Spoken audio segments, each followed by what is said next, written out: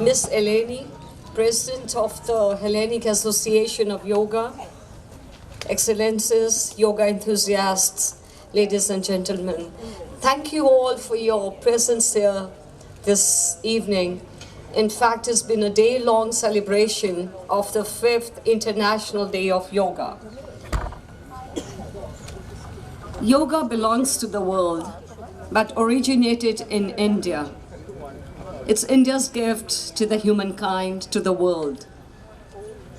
It goes back to in fact, it's prehistoric, but it was in the 4th century that an Indian sage, Patanjali, codified it, and he wrote sutras on it. It's ancient wisdom of Indian sages, philosophers, who taught the world how to live.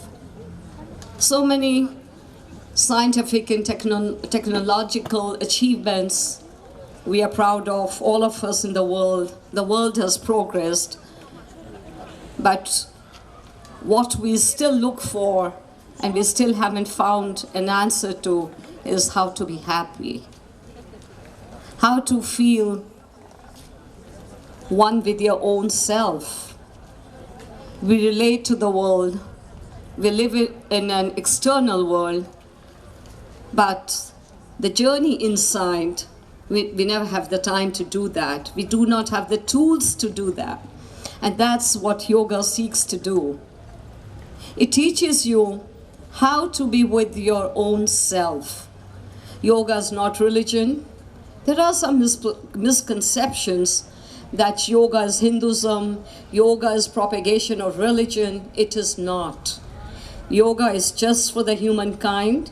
It teaches every individual, regardless of their religion, regardless of their faith, how to relate to your own self.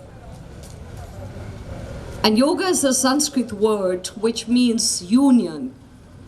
Union of body, mind, your body and consciousness. Yoga is not what you go and learn at gyms.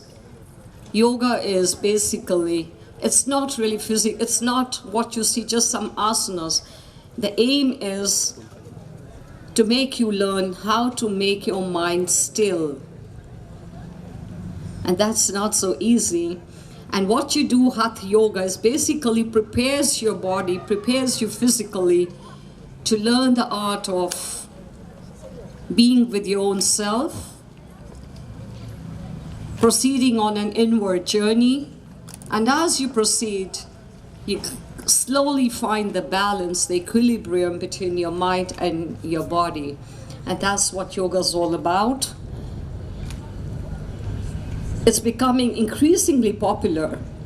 It was in 2014, in December 2014, at the United Nations General Assembly, that a resolution mooted by the government of India, by our Prime Minister, Mr. Narendra Modi, that the resolution to declare 21st of June as the International Day of Yoga and to celebrate it every year, it garnered an overwhelming support of 177 countries as co-sponsors.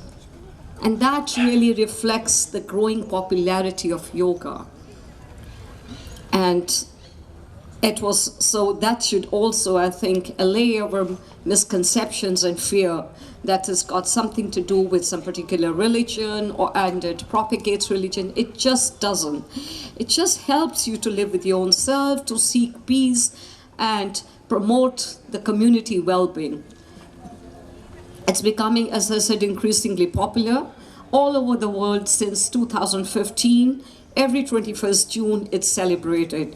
This year, since Sunday, we decided to celebrate this Sunday, and my thanks to the Hellenic Yoga Association and its versatile president that we thought of joining hands, as we've been doing in the past, and hold this yoga festival.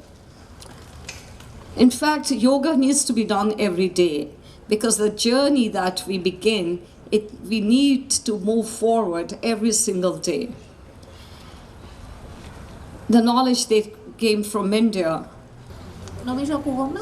Λοιπόν, θα σας κάνω μια πολύ μικρή περίληψη των λόγων της κυρίας Πρέσβεως. Η κυρία Πρέσβης ξεκινάει και λέει ότι η γιόγκα ανήκει στην ανθρωπότητα, αλλά είναι το δώρο της Ινδίας στον κόσμο. Ο κόσμος είναι γεμάτος σήμερα από τεχνολογικά επιτεύγματα, αλλά δεν έχουμε απαντήσει στο ερώτημα πώς μπορούμε να είμαστε ευτυχισμένοι, πώς μπορούμε να είμαστε καλά με τον εαυτό μας. Η λέξη γιόγκα στα σανσκριτικά, στα αρχαία Ινδικά, σημαίνει ένωση. Με πνευματικούς όρους είναι η ενότητα της ατομικής με τη συλλογική συνείδηση. Υπάρχει πολλή παρανόηση για το τι σημαίνει γιόγκα. Η γιόγκα δεν είναι θρησκεία, δεν έχει να κάνει με τον Ινδουισμό. Η γιόγκα έχει να κάνει με το πώς συνδιαλεγόμαστε με τον εσωτερικό μας, με τον εσωτερικό μας κόσμο, με τον εαυτό μας. Είναι η επιστήμη, θα λέγαμε, της ευζοίας. Αποβλέπεις την εξισορρόπηση σώματος και πνεύματος μέσω συγκεκριμένων τεχνικών. Γιόγκα πρέπει να κάνει κανείς κάθε μέρα. Yoga has proved to be very effective for changing the minds and the thinking of convicts in jails across the world. Yoga has proved to be equally effective for calming young children. Instead of telling them time out, just teach them how to calm down, how to sit down, and just keep quiet. There's a very beginning, there's the first step of yoga, and children respond beautifully to that. So it's a very potent, very harmless, and a very effective tool to be with our own selves, to promote a deep sense of well-being, and thus the community well-being. I would not take much of time. Since this morning, various schools of yoga have been practicing here. It was open to the general public. I would like to express my gratitude to the mayor of Nia Smyrni for making this venue, this beautiful natural locale available to us for the last few years. We have a yoga maestro, we brought him, he's from India, but based in Nicosia these days. He will be here and he'll demonstrate to you what yoga is all about through his asanas, through postures, and particularly for some specific ailments. How you can do yoga even in your office when you're stressed out, you have very little time, but you want to energize your mind and body, how you can do yoga. How yoga can be certain postures are very beneficial for lifestyle ailments. He would demonstrate that. And we are so fortunate to have with us an Indian dancer, Radhika Jha, who's an accomplished Odissi dancer. She will be performing, and the idea is again how to be one with one's own self and with others, the community well-being and individual well-being. But may I also say we happen to have a veteran Indian journalist here in town, an Indian journalist, Mr. Prem Shankar Jha. He's Radhika's father, likes this country, he loves Greece, and he's been visiting here, and we have him here today amongst us.